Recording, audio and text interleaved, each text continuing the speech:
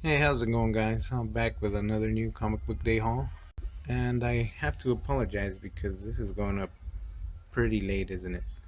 So, I am very sorry that it's so late, and I was debating whether I should do it or not since I only got like six single issues this week. But I figured, well, I'll go ahead and do the haul. First up, I have Teenage Mutant Ninja Turtles Universe number 10. This, of course, continues the story with Sophie Campbell and Bob Curnow with some really nice art by Pablo Tunica. And it has a short story in the back with a art and story by Campbell, which is short, I'll say. But I enjoyed this issue. I have read this one. Um, kind of gets our two characters here out of their predicament. It was fun. I have Black Hammer number 9 by Jeff Lemire, and this has some guest art by David Rubens. David Rubin. And I was actually going to skip this book, but I figured while it's one issue, I'm sure we'll get Dave Wormston, I believe was his name, back by maybe issue 10. So the art is funny looking.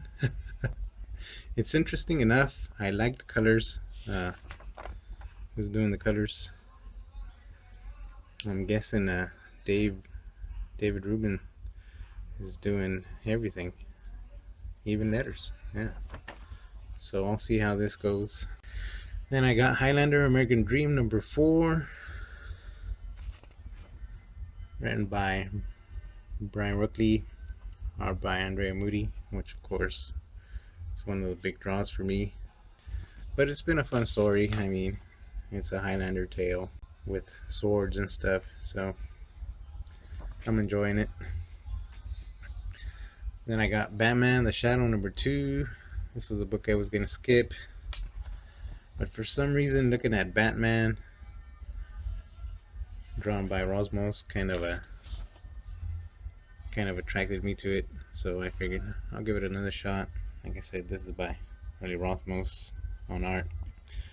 Scott Snyder writing, and Steve Orlando joining him for most of the work, I guess. I don't know, but yeah, I like the way he did Batman for some reason. I don't know.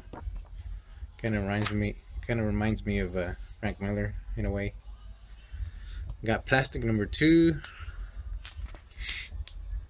by Doug Wagner, and art by Daniel Hilliard.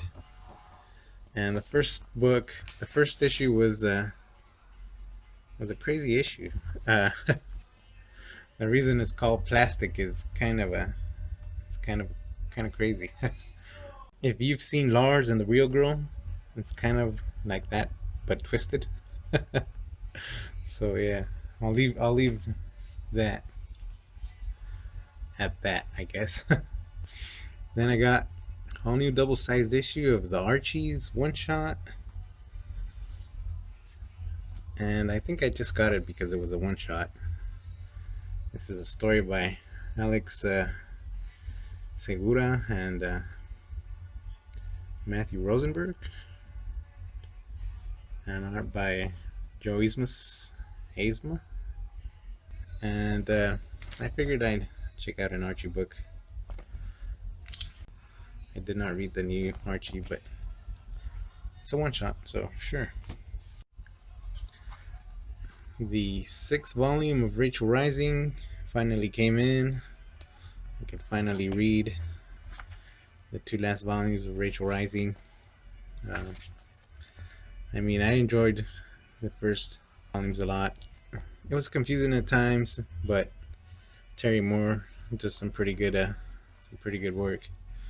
And I have started reading Motor Girl, and I think it's just as good. I really do like the way Moore does his dialogue. It's very kind of simplistic and down to earth, I guess you could say, and it flows very nicely. So I do enjoy his writing. Motor Girl is kind of a weird one.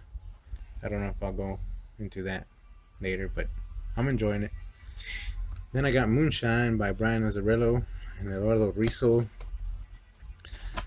and I think I was watching Sleepy Reader talk about this, and for some reason the art really, for some reason, it kind of reminded me of the old guard, but kind of with a higher budget, I guess. So I figured, oh, I'll check it out. I think I've read some Batman with Azzarello and Rizzo, I think, but I figured check out some gangster stuff.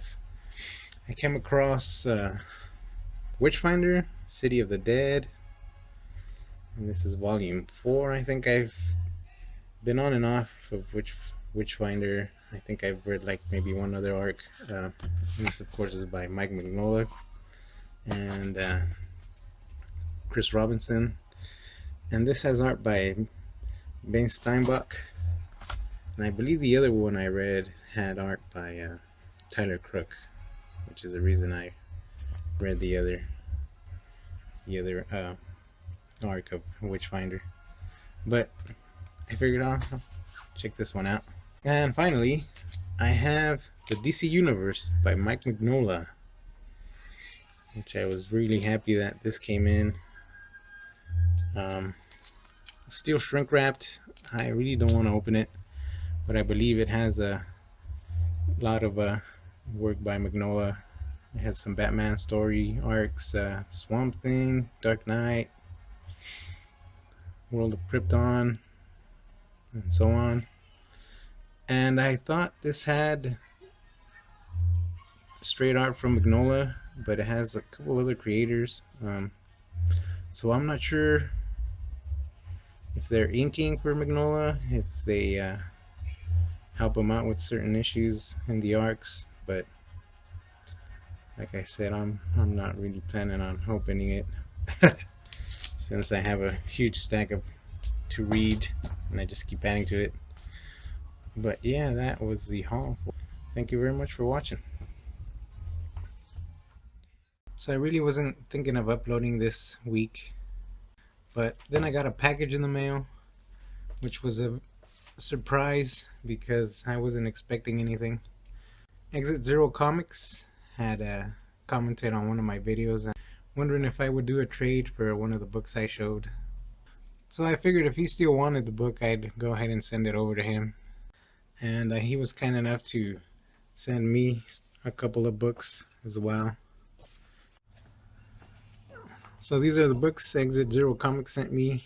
He sent me Criminal Macabre from Dark Horse #1 by Steve Niles and Ben Templesmith. It was nice of him to send it to me. All of these are #1s. This is Ultimate X #1 by Jeff Loeb and Arthur Adams, which I don't think I have anything from Arthur Adams, so that's kind of cool. And he's sent me this one as well. Crystal's Gauge Absolution from Avatar. I haven't gotten anything from Avatar as well, so this is a first for me. Created and written by Crystal's Gauge, artwork by Robert Viacaba. Some pretty nice books.